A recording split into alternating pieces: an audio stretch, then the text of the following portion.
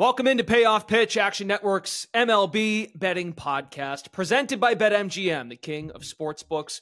Brendan Glasheen, your host. We are back for another division preview. In today's episode, the division we are focusing on, the National League West. Joining me, Sean Zerillo and Tanner McGrath. Tanner is stopping by. He's taking a break from consuming America East basketball, and he'll get his catamount fever again very soon. But he's going to step aside and go to the Diamond for a couple minutes, almost an hour. Here's the housekeeping for these shows. If you are just tuning in, we are going to do division previews for all 6 divisions. So we got you covered. This week, next week on Payoff Pitch, the American League East preview is already out, available to you. We'll have a long shots episode that covers the whole league and an opening day preview coming your way once the season nears. And those of you that were a big fan of the weekly schedule, we will go Monday, Tuesday, and Friday like we did last year. Monday, Tuesday, Friday morning. So 3 episodes a week when the season gets underway. And already available to you, the MLB offseason betting update that has a lot of big picture, good stuff there to kind of get yourself ready. And the 2024 player props episode is also out. You don't want to miss our betting coverage covering Major League Baseball, so make sure to subscribe to Payoff Pitch. Wherever you listen to your podcast, give us a 5-star rating and review. Please, we greatly appreciate the feedback, positive, negative. As long as it's 5 stars, we can live with it.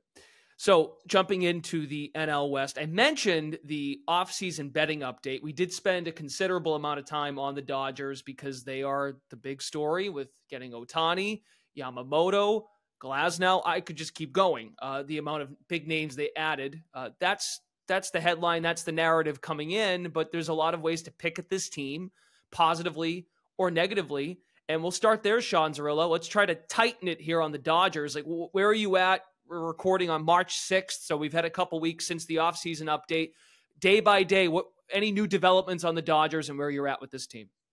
No, as we discussed on the the preseason update or the offseason update episode with Colin Whitchurch, the Dodgers just have an extremely high win total. I believe the highest in the past 23 years, the highest that we have, in sports odds history, and probably the highest ever, just since odds have been made, considering they're 2 wins clear of the next highest win total.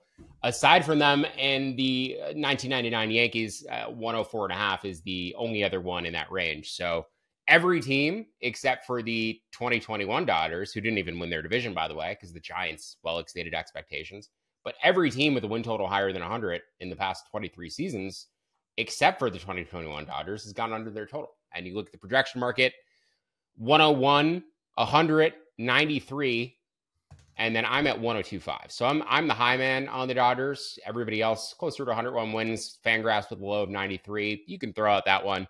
Everybody expects them to win 100 games, and nobody expects them to get to 105 wins. I think you could bet under 104.5. I wouldn't really go lower than that, though. Maybe 104, no lower than that. It's just a high bar to clear.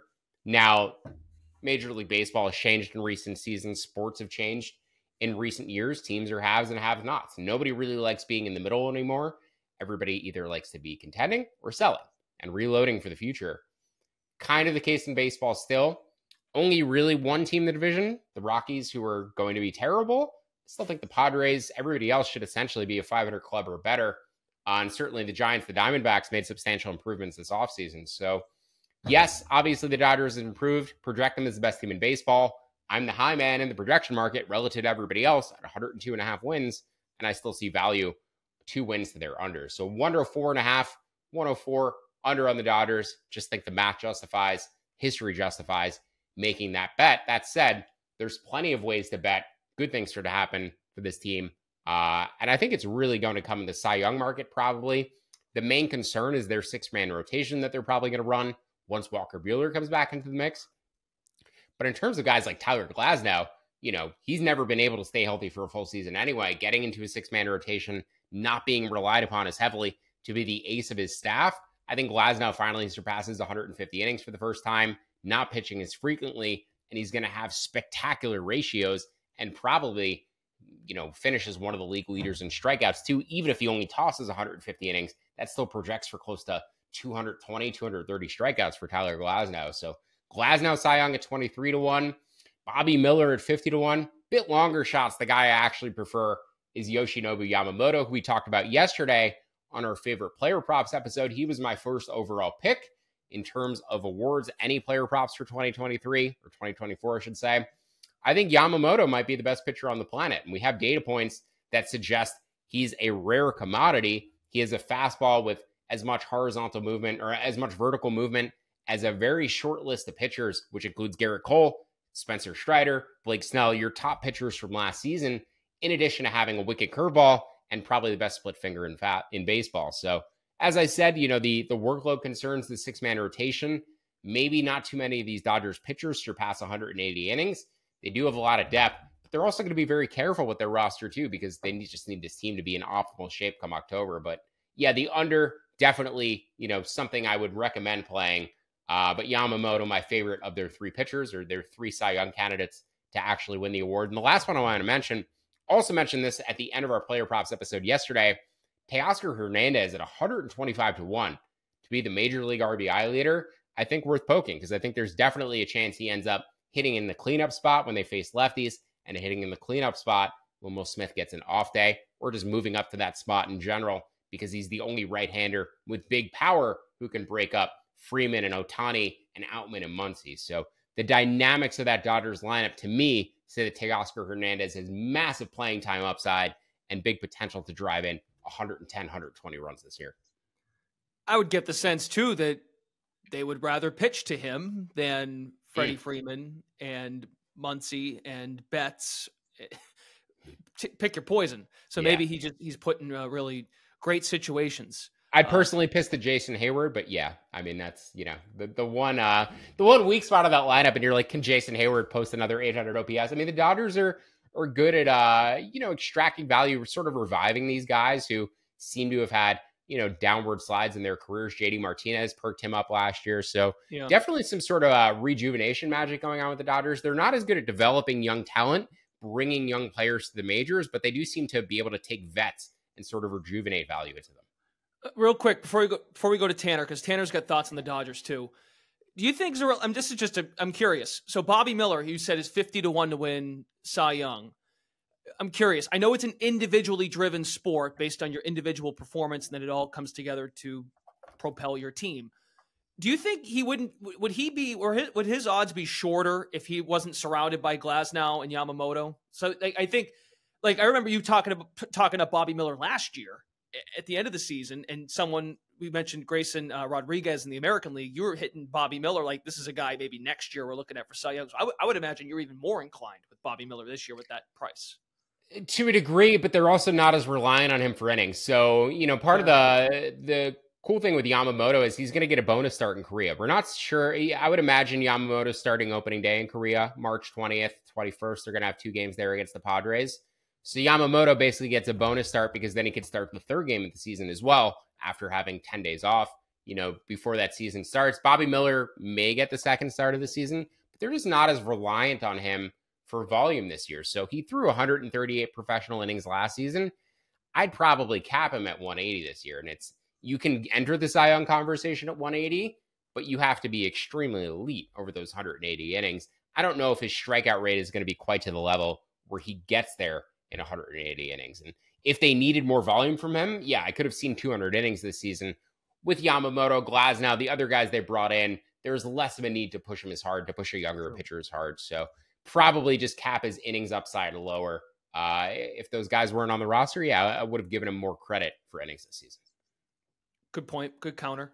Tanner McGrath. I think the last time Tanner and I spoke together on a baseball podcast, he was telling me that the Dodgers were going to roll through the Arizona Diamondbacks. And you're down, Tanner. You're down on the Dodgers for the season. Yeah. Also, we were on many podcasts after that, and I apologized multiple times for my horrendous take. I'm just teasing you. I'm going to mirror a lot of what Zerillo said here, with a few tweaks. I'm going to bet the under on the win total. It's too high by every projection system, like 5 wins higher than anything should be. It's a high bar to clear, like Sean Zerillo said. I have no doubt the lineup will probably score 900 runs again. I mean, Mookie and Freddie can get there on their own. Ohtani is there. I feel surprisingly good about Max Muncy this year, as do projections, which have him with a 120 WRC plus in some places. I'm higher on James Outman than most. I like his swing path. It's steep, a lot of cutting action.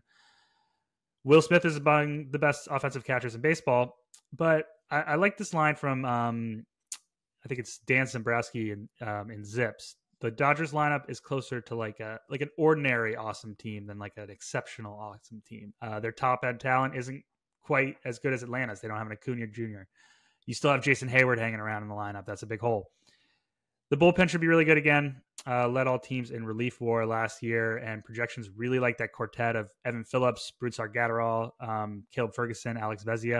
And I feel great about most of the high leverage innings going to those guys, But it seems clear to me, I think the Dodgers are the second best team in baseball and shouldn't be priced as the best. I think Atlanta is better. And I am actually much lower on their rotation than most. I know they're trying to tweak this like 6-man rotation thing to bulk up and get those innings across. I'm just trying to figure out where the innings are going to come from. Kershaw's out for half the year. Do the markets even know that Ohtani can't pitch this year? You guys mentioned it. You can't trust Tyler Glass now I don't think you can trust him for more than 120 innings. I know that Cirillo said that if he pitches every 6th day, maybe that'll help. I'm not as high on that. And maybe they moderate his usage even more if he stays healthy, Walker Buehler, when he does come back, he had a career low below MLB average strikeout rate last year. Is Gavin Stone ready? What about Emmett Sheehan? Yamamoto should be an all-star Cy Young Rookie of the Year contender, yada, yada. I think it'll be hard to fill out the rest of the rotation. I'm not that bullish on this unit, except for one guy who I am much higher on than Sean Zerillo, which is Bright Lights. Bright Lights Bobby Miller. I'm all over him for Cy Young. I said it last year, as we all did. I thought this guy was Cy Young ready now. Last year, 99 mile per hour fastball with a 130 stuff plus mark, the highest heater velo in the game. His sinker was arguably a better fastball, 10% swinging strike rate, 37% chase rate, 58% ground ball rate, north of 150 stuff plus on his air bending slider at times, 115 stuff plus mark on his shape shifting curveball, big looping movement. He leveraged his velocity and his secondary movement to induce a lot of weak contact. And I think there's more room for growth for him. That's the big thing for me. I think that there's a really, really high ceiling and he's going to approach it. Because if he can start to locate his secondary pitches for strikes more, he struggled to do that at times in his rookie year. But when he did locate, he came away with like an 80% zone contact rate, which is above the 80th percentile of Major League Baseball pitchers. His fastball is already cooking with a 70% strike rate. And once the secondaries do, it's game over for the league. Cirillo wrote in his MLB award piece, which is a must read. I expect Miller's strikeout rate to eventually catch up to his velocity. That's what I expect to happen this year. We saw some flashes of that high potential when he was dotting everything at times. He had 12 starts last year where he allowed 2 or fewer runs, went at least 6 innings in 9 of those, had 1 or fewer walks in 9 starts, produced 4 starts with double-digit ground balls and 7 with 7+ strikeouts. Guys that have that combination of whiff and weak contact ability are just pitchers that I love. So I expect a huge breakout season for Bright Lights, and I'm willing to take a shot on his Cy Young possibilities at this price, especially considering he's in line to be, one of the top Dodgers pitchers by volume, in my opinion. He led the team in pitching WAR last year. Of course, there's always the concern with the 6-man thing, but I wouldn't be surprised if he's a safer volume bet than maybe anyone but Yamamoto. Projections have him north of 150 innings, and I think he could win the Cy Young if he hits 165, 170. Okay. Strikeout rate last year, just about 24% for Bobby Miller, and ground ball rate was at 47%. So, it's not the same pitch mix or anything, but it just reminds me of young career Sandy Alcantara, who's one of Tanner and my favorite pitchers. Sandy was throwing as hard as anybody in the league when he first came up with the Marlins. And you're like, why isn't this guy striking out more people? He figured it out eventually, but the stuff is there. It's very evident. I think the strikeouts will come eventually. It seemed to me a lot of the time Bobby Miller was maybe getting away in the minors with getting to 2 strikes and then blowing 100-mile-an-hour heat past hitters. And he was trying to do the same thing in the majors, and they were turning it around and hitting it on the ground because they knew they had the swing. So maybe he goes to a different approach with 2 strikes. Or go ahead, Tanner. Well, I was just about to say the approach thing. I wrote a big piece on Tarek Skubal, and Skubal always had decent stuff. He increased his fastball velocity, but also just he made significant approach changes with how he used his fastball and secondary pitches, which boosted his strikeout rate in a huge way. And a lot of that is just more experience, more time in the league, more coaching, more willingness to adjust. And I see Bobby Miller's stuff and I see his secondary stuff. And I think a slight change in approach and location could really, really help him. Yeah, not fully optimized yet. Tools are there, though. Look, I know the last thing, we spend a lot of time on this team. They're going to be the talk of the league, I think, right? For whether they're good or bad, or they meet expectations or not, which we might have to wait till October. That brings me to the manager. How do we feel about Dave Roberts going into this year? Because this is like, you can't mess this up, right? How can you mess this up? Because Dave Roberts seems to always be in the spotlight at the end if it doesn't go well. So I know the coach in baseball is not the biggest deal like other sports, NFL, even to the NBA to a degree. But how do we feel about the manager, Zarrilli? You got a thought on, could Dave Roberts screw this up? Their only title is a Mickey Mouse title in a pandemic shortened season. If they don't make the World Series again, I could see him getting fired, losing out to the Diamondbacks in the playoffs last year. If they lose at the same stage this year, if they lose in the ALCS or the NLCS this year to the Braves, I could see them making a change potentially, sure. But I don't know, what the relationship is between Ohtani and Dave Roberts, or like what kind of influence Dave Roberts had on bringing Ohtani over. They're not going to do anything that jeopardizes their relationship with Ohtani and Yamamoto over the next 10 years. This is their team now.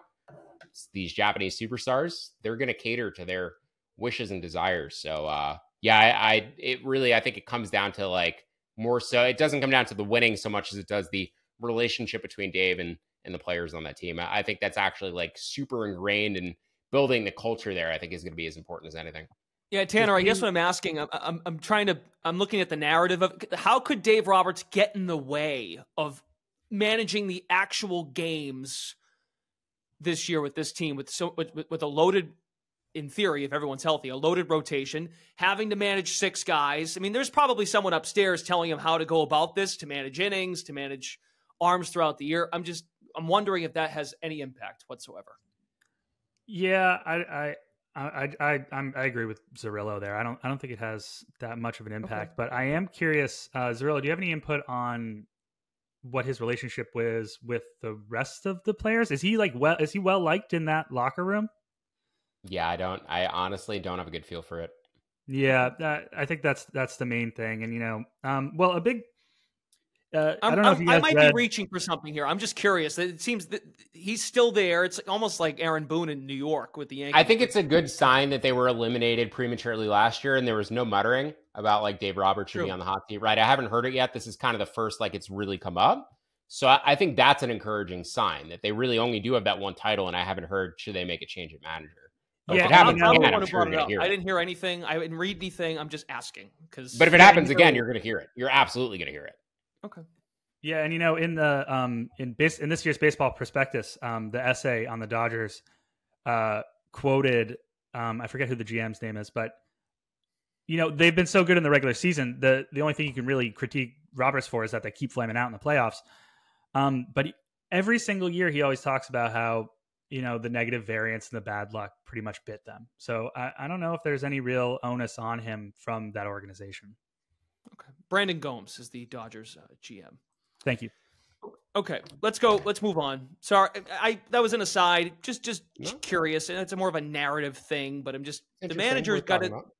Well, it's important though, right? A lot of big names and how you manage the rotation. I just think that's something to keep an eye on, how Roberts goes about it, and that really tells you what the organizational philosophy might be on some of their younger guys. We comped them to that Yankees team, and the biggest issue. I live in New York. The biggest issue for Joe Torre was managing the personalities. It wasn't managing the talent on the roster. They just guide them. Don't let them get in fights with each other, and it should take care of itself. So yeah, keeping everybody calm and focused, and ready for the task at hand. I think that's a bigger issue for him than actually figuring out who to put in the lineup. Yeah, like the push, like Tanner slightly pushed back on your take on Bobby Miller. So it's like, okay, Bobby gets his innings. What about Glasnow's innings? What about Yamamoto? Like, that whole dynamic, I think, is Absolutely fascinating. Yeah, Okay, then figuring out how to consolidate that thing for the playoffs, which one of them goes into the bullpen. If Walker Buehler is healthy, do you want to put Walker Buehler from the rotation back into a bullpen? Probably not. Maybe Walker Buehler's starting games and you move Glasnow to a bullpen. They have some interesting choices to make once they do get to October of who's actually going to start the games, because they have a lot of starting pitching depth.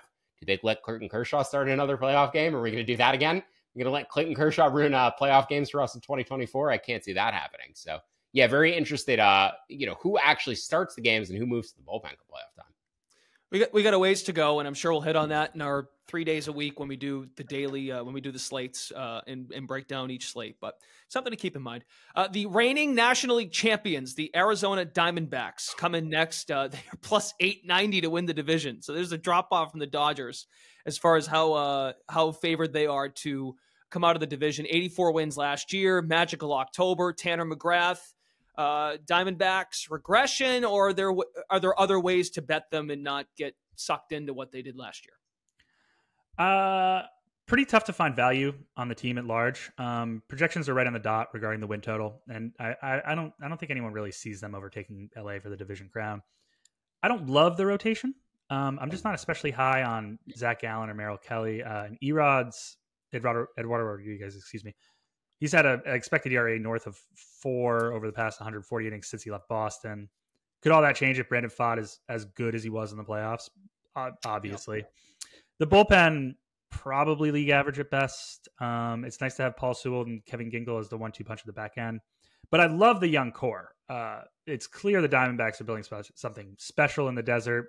They should be, again, among, if not the best defensive team in the game, and they should swipe who knows how many bags again. And all of that whole young core, the entire philosophy, starts and ends with Corbin Carroll, who is my pick for National League MVP and will be my wager at 20-1. I think you can get a little better than 20-1. Carroll projects as the 8th most valuable National League player by Zips and the 3rd most by Pacoda. Ahead of him are only Acuna and Ohtani. Ohtani will be a DH probably, I think. So he'll lose out on pitching and defensive war. Acuna is dealing with, I think, some sort of knee soreness or injury. And Carroll can actually compete from a raw power and speed perspective when in head-and-head. Like, as Cirillo wrote, again, in his must-read player award piece, very few players have the skills to hit 30 home runs and lead the league in steals. He's so fast. Even in his swing is really fast. He has really quick hands at a steep swing, so he pulls the ball in the air, even if he doesn't hit it particularly hard. And I really love how he improved his plate discipline. Projections have him unanimously walking close to like 10% of the time. So he could boast a on-base percentage north of 350 and then swipe bags like a madman. Turning walks into doubles is a great way to put yourself in the MVP conversation. Smart hitter, smart player. You'd have to imagine he takes a step forward defensively, and maybe he'll start hitting changeups. He already spanks heaters, curveballs, and sliders. And, even if he regresses slightly from his monster rookie campaign, I think he's a top 5 ball player who should be in the MVP conversation from April through September. And to me, that's worth a ticket. Cirillo, the Arizona Diamondbacks, using your Dodgers under as their upside. I know we're going to get to another team that you are high on in the division, but the D-backs, the reigning NL champs, where are you at on them? Yeah, I don't see any value on them from a team perspective, but I agree 100% with Tanner in terms of Corbin Carroll as the NL MVP. I think he's the best bet for NL MVP. He projects 5th in terms of wins above replacement. Ronald Acuna Jr. dealing with his knee injury. Even if he starts on opening day, there's still a chance that Acuna re-experiences the soreness during the season, and the Braves put him on the IL as a precautionary reason during the year. So absolutely a chance that Acuna misses some time during the season. Now, there's certainly a chance that Carroll misses time too. He has a shoulder injury that's in his injury history. And last year he took a swing, I believe it was in August, where it looked like he re-blew out the same shoulder and everybody was holding their breath for a couple of days. He ended up being okay, but it was very similar to the Michael Conforto injury where he just swung really hard, missed, and he was like immediately in pain grabbing his shoulder. So I have concerns about Carroll from a longevity perspective that he's going to re-injure that shoulder and end up like crippling his career. It's like a major concern in terms of his profile, in terms of his extension that I believe he already signed with Arizona. Obviously, they got him for what will be below market value. But this is a guy who put up a 6-win season as a rookie, and he was terrible defensively.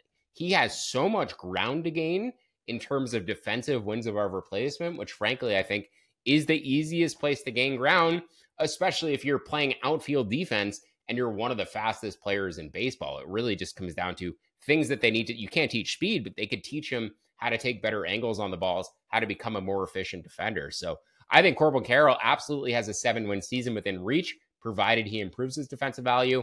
And I think everybody in front of him is either competing with a teammate, the Dodgers fighting with each other, Acuna banged up, but also has teammates, Matt Olson, Austin Riley to fight with. I like Austin Riley quite a bit in this category as well.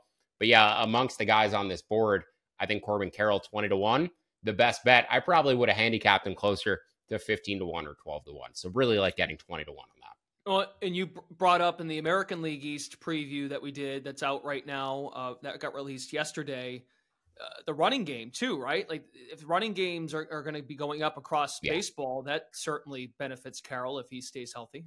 Absolutely. He was number 1 in base running value overall last season, not only accounting for stolen bases, but also in terms of taking extra bases. I mean, just watch this guy in any video. He's one of the most fun guys to watch. Round the bases, his acceleration is absolutely ridiculous. There was a video from early last season where I think he went first to home on a triple. There was a runner on second in front of him, and he almost passed him on the base pass because he's so ridiculously quick rounding the bases. I don't know if anybody hits the bag and turns harder than Corbin Carroll. I know Bobby Witt, Elly De La Cruz, technically faster in terms of sprint speed, but man, when this guy hits the bag and turns for the next base, he's so incredibly explosive. So absolutely a 30-70 season within reach for Corbin Carroll. I don't think he has the power upside necessarily as Witt or Julio. I think the power is a tier lower. To me, he's kind of a consistent 25 home run guy, but the steals can go up. The steals can go up to 70. The defense is going to get better. So Corbin Carroll, I think it's a very obvious MVP bet for this season. And, even though I'm not as high in the Diamondbacks as other teams in this division, I think Carroll is their best player. And I think Jordan Lawler is going to become their second best player. We said on the preseason pods last year, I wasn't sure about the Diamondbacks yet. I ended up betting them a week into the season to make the playoffs. But I did say for this season, once Jordan Lawler got on the Diamondbacks roster, they were going to have their next competitive team and the next team that could contend for a World Series for them. Lawler's coming. They're giving him a chance to win the shortstop job in spring training. He will be their shortstop by the end of the season. I think the Diamondbacks are going to be a team that gets better as this season goes along. My one concern with them probably is Zach Gallen, just because the workload he had last year, the way he wore down in the second half. I didn't love how he was pitching in the second half or October. Maybe a little bit worried there's a hidden injury in there just after throwing a high number of innings. That speaks to Tanner's point about Brandon Pfaadt. If he can give them anything that he gave in the fall, that could. And their bullpen also ran so hot in October. That bullpen got ridiculously lucky in October. Ooh. I mean, they just ran hot. It's not going to happen forever. They're still closer to an 85-win wild card team. Yeah. I think it's hard for the public to not want to take the cheese, but remind everybody where they were. They won 84 games last year. The San Francisco Giants file in behind the Diamondbacks as far as projected win totals. The projections have them in the low to mid 80s. Sean Zerillo, the Giants. So here they are. They've got the Dodgers are the triple digit projected win total. The Giants, are they, pun intended, a sleeping giant? Where are you at on the Giants with kind of mediocre to maybe okay expectations coming into 2024? I like how they're building this team, and maybe they panicked a little bit after not signing Judge, not getting Carlos Correa. That was a big win for them, not ending up with that Carlos Correa contract. And it took them a little bit to reallocate the money, but I like the way they're investing it. And if they get Blake Snell, and I think they should go get Blake Snell, I like this team. I like Kyle Harrison. Logan Webb has been one of the most underrated pitchers in baseball in recent seasons, but basically a lock for 200 innings. Good wins leader bet. Logan Webb every year. This year, 50-1 to be the wins leader for a guy who throws 200 innings. Projects as, one of the top guys in terms of generating decisions. Logan Webb, 50-1 for wins leader. Jung-Ho Lee, 55-1 as major league hits leader. I'd prefer that to his rookie of the year odds, but I think he's going to be a guy who contributes right away. Going to be a fun player, a bit of an odd player because he's not going to put up huge home run totals or stolen base totals, but he's just going to be a really solid, effective 3-win center fielder. Also a great nickname, Grandson of the Wind. I mean, what gets better than that? Jorge Soler, home run leader at 50-1. They've added pieces that like have this upside ceiling. If they hit the upper end of their projections, I think they're interesting, but they have a great bullpen. Duvall is one of the top closers in baseball. New manager in there, so curious to see just how usage has changed, if they're platooning as much as they have been in the past. But I think they just need to go out and get Blake Snell and finalize this thing. I like this team to make the playoffs. I bet it before they sign Matt Chapman. I think pairing a guy with Matt Chapman with, Logan Webb is a match made in heaven. This is a team who does not strike out as many batters as other teams. They tend to pitch to contact a little bit more. It's maybe Jordan Montgomery a better fit for them than Blake Snell, right? And don't really need the strikeouts as much if you play better defense. But yeah, I think it's significantly improved roster from recent seasons. I don't really think they did much to help out Gabe Kapler, especially after he won them, 100 and whatever games when they were projected to win 78. But yes, the Giants to make the playoffs. I project this closer to, I mean, if you look around the projection market, they're anywhere between 33% and 41%. So the conservative projection is plus 200. The aggressive projection is plus 140. I got a plus 230 out there. I think if you could get plus 200 or better on San Francisco to make the playoffs right now, I would take it. I expect them to keep adding. We did not mention this because we teased that maybe the Orioles go after a Montgomery possibly, but Bob Nightingale, USA Today, reported on Sunday that there is a wide belief Snell will ultimately sign with the Giants or the LA Angels. Those are drastically different, same area of the country, but drastically different teams. Probably 1 year, $30 million from the Giants versus like 2 for $60 from the Angels. So yeah. Yeah, knowing how the Angels handled their deadline last year, trying to go all in, and he might just get waived, but in August, but probably not. He wants some term on that contract. Tanner, the Giants, similar sentiments to Zerillo as far as how they built this team, or are you down on the Giants? Somewhat similar. I like Zerillo's take that the Giants are worth a look as a potential wildcard team, but I think it's because I think the floor is really high. They have a lot of depth across the lineup, no real holes. They're the Giants. They're always good with their platoons. There was a quote in Baseball Prospectus from this year. In 2021, the Giants platooned, mixed, matched, optimized, and veterans scrap heaped their way to 107-win season. Giants aren't going to win 100 games, but you get the point more or less. That's what they do. The rotation anchored by Logan Webb and the bullpen anchored by Duvall. And both units boast relatively solid depth. The Giants have no shortage of innings, and they'll utilize bulk relievers. One guy, I'm very bullish on Ryan Walker as a potential setup man, or even in that spot start bulk role. 98 mile per hour fastball, extreme sweeping slider. The number may have dropped too low to take a shot with the playoff bet, though. I think it's now plus 180 across the market. I'm not really going to buy there. I think that Zerillo is a little higher on their potential ceiling. I think their ceiling's pretty limited, and I think that there's just not enough high end talent on the team outside of Logan Webb. What do you got? Wilmer Flores and late night Lamont Wade are two really fun players, both projected to be 2-win players. I continue to hold out hope that Mike Yastrzemski will break out again one day, but it's more likely he'll hang around as a well-rounded, fine player. Solid hitters in Mitch Haniger and Michael Conforto. But they missed out on Aaron Judge and Shohei Ohtani. I love me Jorge Soler, Miami Marlin legend. I think his 36 homers would have been 32 in the slightly larger Oracle Park. And you can correct me if I'm wrong, Zerillo, but I think the outfield is a little more spacious at Lone Depot. So I think the double factor is 5 points higher. And Soler had 24 of those last year. So I wouldn't be surprised if his whole ISO slugging profile goes down. They have a superstar pitcher in Logan Webb, and I just find it hard to get excited about anyone else. I think the Giants are just kind of boring. Here's another quote from Baseball Prospectus. In the absence of a star or two, the 2023 Giants felt optimized for mediocrity. Grimly engineered efficiency combined with the lack of highlight reel talent made for baseball that was competent, but often excruciating to watch.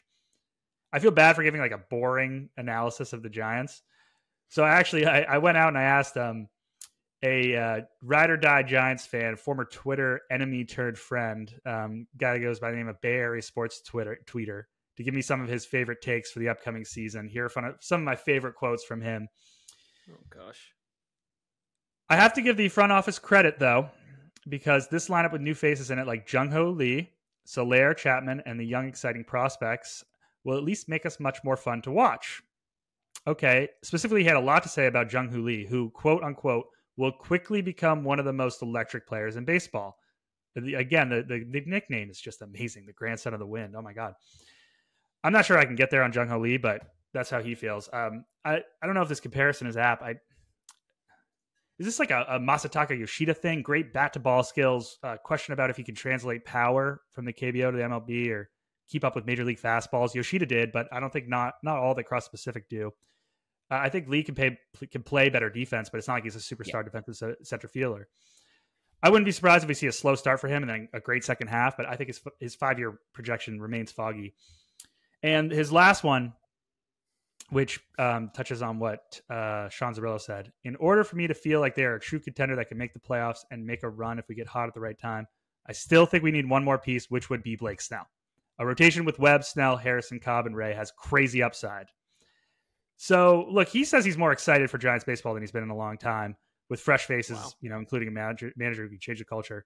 Not sure I agree, but I'm willing to buy in because, why the hell not? Yeah, I mean, the most murmurings I've had is about Snell going to San Francisco, and maybe he likes playing for Bob Melvin, who was his manager with the Padres last season. So definitely, I think the Padres or the Giants are significantly more interesting if Snell is there. And, you get into a wild card round and you have Webb and Snell pitching 2 out of 3 games. That's definitely interesting. Let's go to those San Diego Padres. In all likelihood, not going to have Blake Snell. It doesn't seem like that's the case. Scott Boras and the reporting, it seems he's moving on, so they're not going to have him. They're not going to have Soto.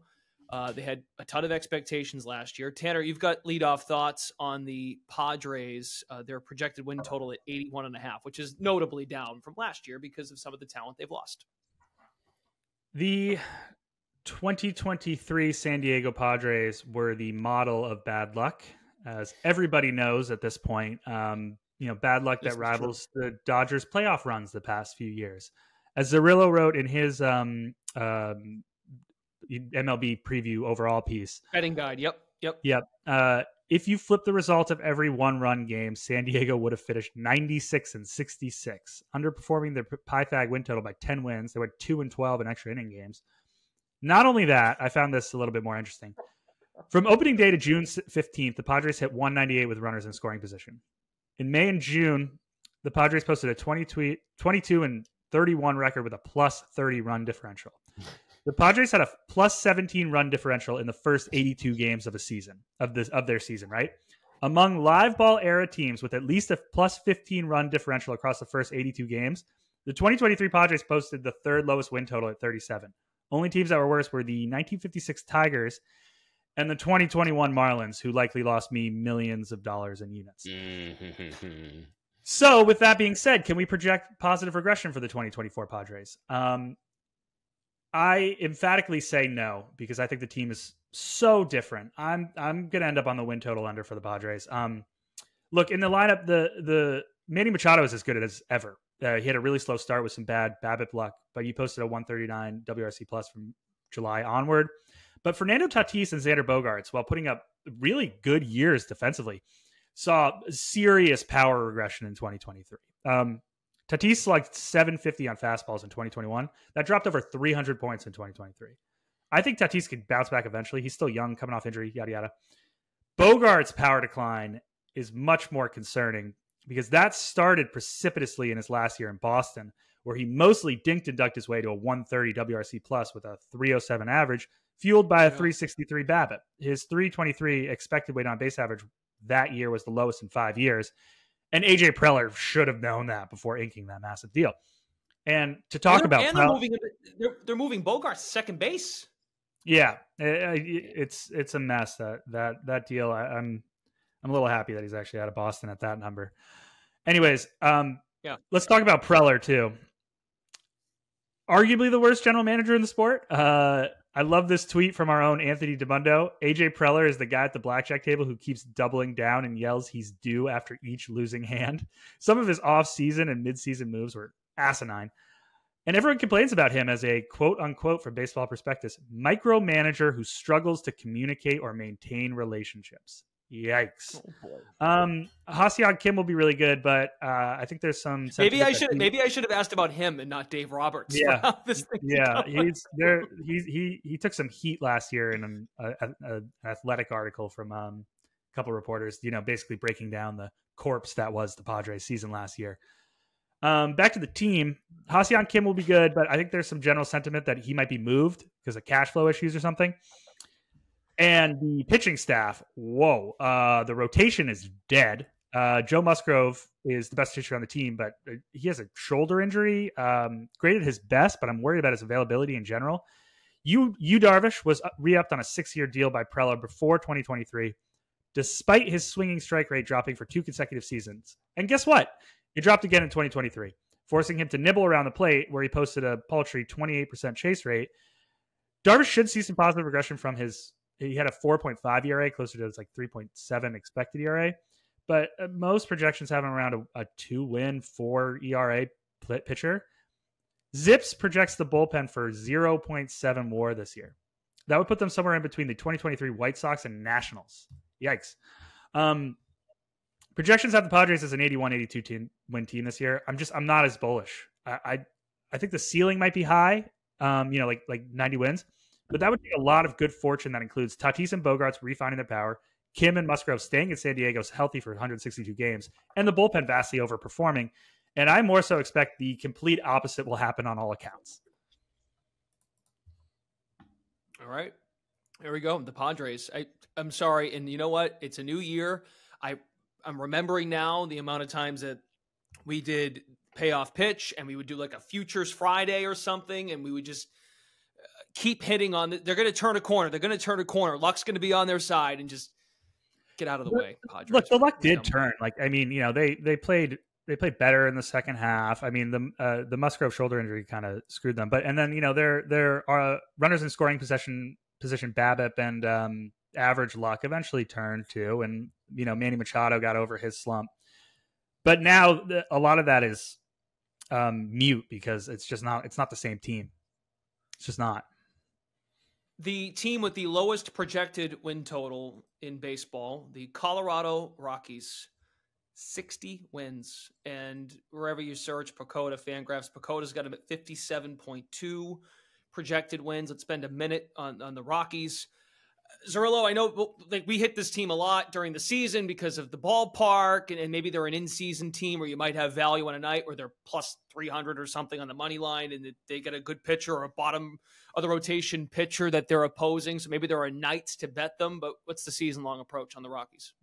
Yeah, I lean over here, but not enough to bet it. I projected this total at 61.3. The market at about 60.5, 59.5 at best. The public projection systems, though, have this team closer to 64 wins. Don't really want to be in a situation where I have the Dodgers under and the Rockies over. There's some sort of, correlation there. I really only want to be on one of the two of those. And I think the Dodgers under just gives you slightly more outs than the Rockies over. So no actual value for me on this team. Didn't bet into any of these markets. Jim Turvey had a good angle yesterday in our player props episode, which I recommend you go check out. But we discussed Chris Bryant and basically how his power is completely gone. And, there's ways to bet into the declining power. So definitely go check that out. But yeah, I just, my last thoughts on this division, I thought it was funny. You brought up the quote that Anthony had about AJ Preller, because I feel like he's also made that same quote about former Chargers coach Brandon Staley. And now I'm thinking AJ Preller and Brandon Staley need to team up and create the most chaotic team of all time in some sort of sport. I don't know if they go take over a hockey team or the Chargers need to go back to San Diego, is what you're saying. Perfect location. It could be absolutely electric if you combine Preller as the GM with Brandon Staley as the coach. You would have the most aggressive general manager and the most aggressive head coach in the history of sports uniting. So that's my final thoughts on the the NL West. I just want to see Brandon Staley and AJ Preller team up somewhere. Tanner, quick, that's good. Quick thought on the Rockies before we do a rapid fire best bet segment. Yeah, San Diego is a beautiful city, but they have a cursed sports town, huh? It's everything even out. I got one thought on the Rockies. I'll do a quick minute. I also lean over. I'm not going to bet it, but I think that the Rockies at the minimum are starting to adjust their organizational approach. Like they're starting to play the young guys. They're drafting high. There's no longer an emphasis on actually trying to win games because you don't have a core in place. This was written in Fangraphs, which I really liked. Being a bad team with a vision would be a tremendous upgrade over the club that frittered away the prime years of some good young talent. That core is starting to be built with Nolan Jones, who's probably going to regress from his 135 WRC+, but he's a high walk, high power guy who didn't strike out an insane amount in his rookie season, and his plate discipline should improve a bit. Brenton Doyle is arguably the best defensive outfielder in Major League Baseball, which we all know is imperative to have at Coors. Ryan McMahon is a good defensive infielder. I'm not sure why Chris Bryant or Charlie Blackmon are here, but the Rockies need at-bats, and what they really need, unfortunately, is more outs because their top two pitchers are on the shelf with Tommy John. I'm okay with Dakota Hudson in the rotation because he forces enough ground balls to survive in Coors, just over 50%. But Kyle Freeland has lost all his velocity. Austin Gomber and Ryan Feltner are just there to eat up innings, and I just don't know if they are right for rotation pieces at the major league level. The bullpen projects out better than the Padres, which is funny, but they're still bad. If the Rockies were to continue to buy into their organizational adjustments and just play all the high upside younger guys, I could get behind that. But I can't quite get there with some of the older names on the roster who could maybe take away potential, like Chris Bryant and his lack of power. Yeah, I really like Nolan Jones. I like Tovar. And beyond that, it's tough to fall in love with a lot of guys in this roster. I just want to mention one more bet on the Padres because I forgot to drop it before. Jackson Merrill, I keep an eye on for NL Rookie of the Year. He's young. The Padres are really aggressive promoting guys. Seems like he might be their opening day DH. He's going to be on the infield at some point in the future if they find room, if they move Ha-Seong Kim. But for now, it seems like they're trying to get him at bats at DH. He only played like 40 games in AA, so this would be a really aggressive move for a 21-year-old hitter. But Jackson Merrill is like 70-1 for NL Rookie of the Year, and he may get a shot to play the whole season with San Diego. So worth keeping an eye on Jackson Merrill. Okay. Yeah, he'll turn 21 in April. So he's 20 right now. But yeah. Yeah, 40 games in AA. I mean, it's really aggressive move, but they seem content on putting him in the lineup. A quick heads up, the great state of North Carolina is launching sports betting this Monday, March 11th. So if you're in the Tar Heel State, take advantage of the best sign-up offers across every sports book. You can find a link to every one of those offers in the description of this episode. All the North Carolina offers all in one place. Check out the link in the episode description. So as we did with a previous betting preview in baseball, we'll do a rapid fire. Zerillo, like we did, we'll do a win total. You can give a win total, a stat leader, award bet, and then a best bet for the NL West. Take it away. Going to go with the Dodgers under 104.5 wins. Would take that down to 104. Every projection likes them to go under this season. Obviously, they can win 115 games, set the major league win record, but I think the greater than 50% outcome is them finishing under that total. Yoshinobu Yamamoto as the National League Cy Young. I like 3 pitchers on the Dodgers. I think Yamamoto has a chance to be the best pitcher on the planet out of the gates. I think his ratios are going to be insanely elite. I think his comp for me in terms of effectiveness, not pitch mix, but effectiveness, is prime Zach Greinke. Go ahead and look at those numbers. They will blow you away what Greinke did in his prime if you do not remember. And then finally, stat leader. Let's see which I like these most. I'm going to go Logan Webb, most wins at 50-1. There's a few 50-1 bets I like on the Giants, but Logan Webb, right in the mix last season, going to throw 200 innings again if he's healthy, consistently projects among the wins and quality start leaders, and obviously has a great bullpen to lock down the lead for him if he has it. And then in terms of my best bet for this division, I'm going to throw Corbin Carroll at 20-1 for NL MVP out. I just think he's the best bet in terms of the National League field. It's not something I'm particularly in love with. As I said, the injury concerns are there. I think the other guys like Acuna and Betts and Freeman, and obviously Ohtani, but they just make it so difficult to overcome them as a group. But the defensive value, the boost that Carroll can get in terms of his defensive WAR this season, if he adds that to a 6-win offensive season, I think he'll very much be in the conversation. So Corbin Carroll, NL MVP, on top of Yamamoto, NL Cy Young, the Dodgers under 104.5 wins, and then Logan Webb as the Major League wins leader. All right, Tanner, go. Yeah, 2 win totals, 2 award bets. Dodgers under 104.5 wins. Zarilla said it all. It's too high. And I am lower on the rotation than most. Padres under 82.5 wins. This team's pitching staff is whoa. And the AJ Preller, Brandon Staley organizational leadership will not produce a over 500 team. I love Bobby Miller for NL Cy Young at 50-1. Even though I'm low on the Dodgers rotation a little bit, I'm much higher than most on Miller's upside because I think he has a ton of room for growth with a few mechanical and pitch mix and approach adjustments. And my absolute favorite bet is right in line with Zerillo. I mean, Corbin Carroll for NL Cy Young. That's the pick for NL Cy Young. I'm sorry, excuse me, for NL MVP. That is the pick for NL MVP at 20-1. I agree. I think it should be closer to 12-1, just given his upside, the competition that he'll be facing, and God, he's so fast. If he does win the Cy Young, I'm pretty confident he'll win MVP too. All righty, good stuff, guys. Bobby Miller, maybe it can be this year's Sandy for Tanner, right? Yeah. I'm gonna need someone to latch my wagon onto. Okay. All right. That is going to do it for this NL West betting preview here on Payoff Pitch. I know we spent a ton of time on the Dodgers. That's kind of my fault. I went into another layer of the team. We spent a lot of time on the Dodgers, so hopefully the under hits if you're sick and tired of that team. I don't like the Dodgers, and we could podcast about them for hours. I mean, they're a fascinating baseball team. They are fascinating, but yes, it's going to be the dominant story of the season. People probably get sick of it. So wanted to get that out there. We spent a lot of time on them. We are presented by our friends at BetMGM. Make sure you download the free award-winning Action Network app to follow Zerillo, Tanner, our other MLB experts. And you can also track your picks if you're in North Carolina and excited to do some MLB betting. Make sure you check out the link in the episode description. Don't forget to rate, review, and subscribe to Payoff Pitch for all of our division previews. For Sean Zerillo, Tanner McGrath, Brendan Glassheen, thanks for tuning in. We'll see you next time on Payoff Pitch, Action Network's MLB betting podcast.